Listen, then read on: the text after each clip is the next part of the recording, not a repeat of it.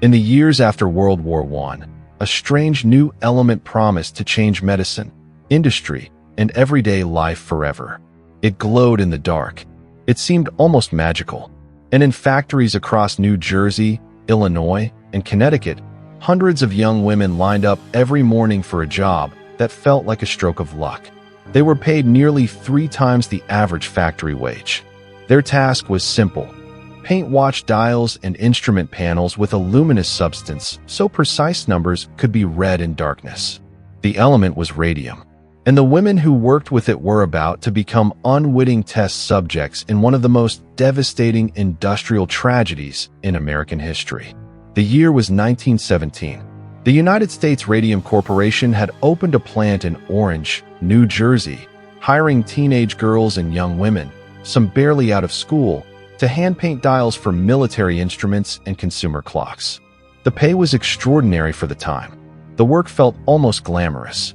Radium was marketed not as a danger, but as a miracle, sold in tonics, cosmetics, and toothpaste, praised by doctors and advertisers alike as a source of vitality and health. Nobody warned these women that the substance settling into their lungs, their skin, and their bones each day was quietly rewriting their biology. The painters were taught a technique that would later be called, simply, lip, dip, paint. To keep a fine point on their brushes, supervisors instructed them to shape the bristles between their lips before dipping them again into the radium-laced paint. Over and over, hundreds of times a day, these women ingested trace amounts of a radioactive element, one that behaves, chemically, almost identically to calcium. Their bodies could not tell the difference. Radium was drawn directly into their bones, where it would remain, silently emitting radiation for the rest of their lives. At first, nothing seemed wrong. The women joked about how their skin, hair, and even their laughter seemed to sparkle after a shift, dust from the paint clinging to their clothes like fairy glitter. Some even painted their nails and teeth with it for fun, delighting in how they glowed at parties. It felt less like a hazard and more like a novelty, proof that they worked somewhere modern, somewhere scientific, somewhere ahead of its time. But by the early 1920s, something darker was surfacing. Painters began developing mysterious ailments. Jaw pain that wouldn't go away. Loose teeth that fell out with no warning. Bones that fractured under barely any pressure at all. Dentists who treated them were baffled, until they discovered that simply touching an instrument to a patient's jawbone could cause it to crumble. Doctors coined a grim nickname for the condition: radium jaw. The women's bones were rotting from the inside, riddled with holes, while the surrounding tissue struggled and failed to heal. Company physicians, when consulted, offered reassurances instead of warnings.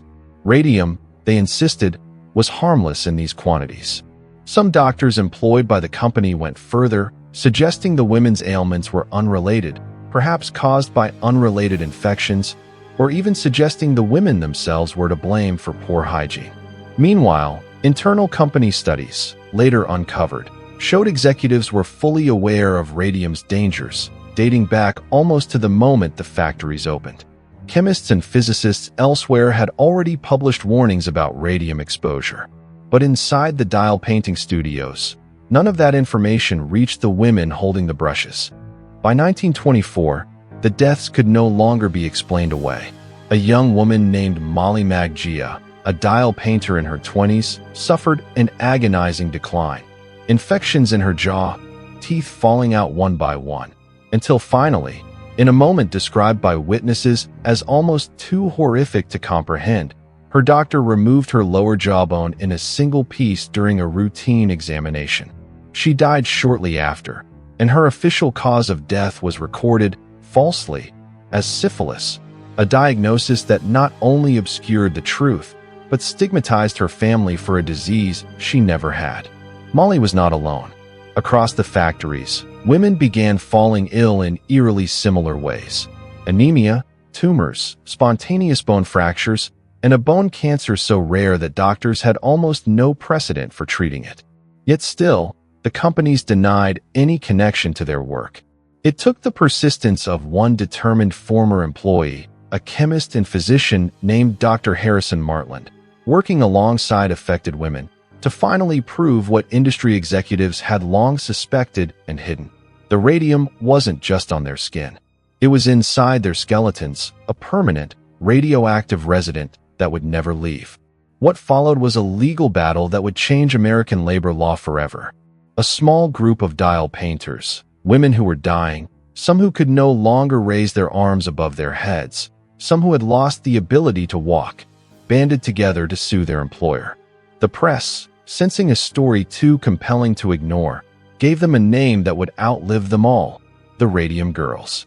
Newspapers across the country ran their photographs, and for the first time, the public saw the human cost hidden behind a glowing, glamorous industrial marvel.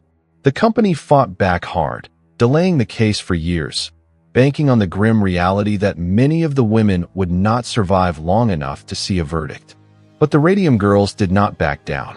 In 1928, several of the women, by then confined to wheelchairs, unable to raise a hand to be sworn in during testimony, finally reached a settlement.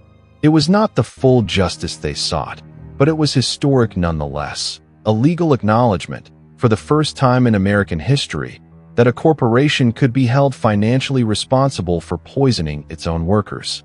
Their case did more than compensate a handful of dying women. It permanently altered the relationship between American workers and the industries that employed them. It led directly to stronger occupational safety standards, tighter regulation of radioactive materials, and legal precedents establishing a worker's right to sue for long-term, latent illnesses caused by workplace exposure, a right that did not clearly exist before their fight.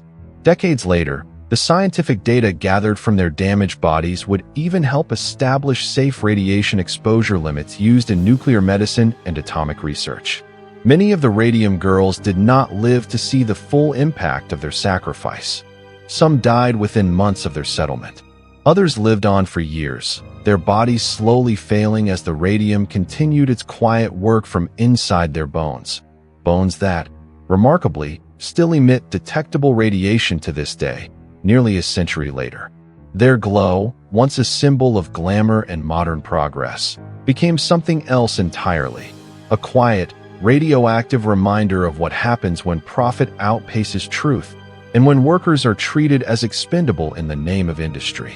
Today, when we glance at a glow-in-the-dark watch, or marvel at the luminous instruments of a bygone era, few remember the price paid to make that light possible.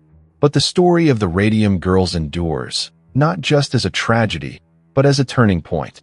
A handful of ordinary women, dying and defiant, forced an entire nation to confront an uncomfortable truth: that no wage, no wonder, and no glow is worth a human life.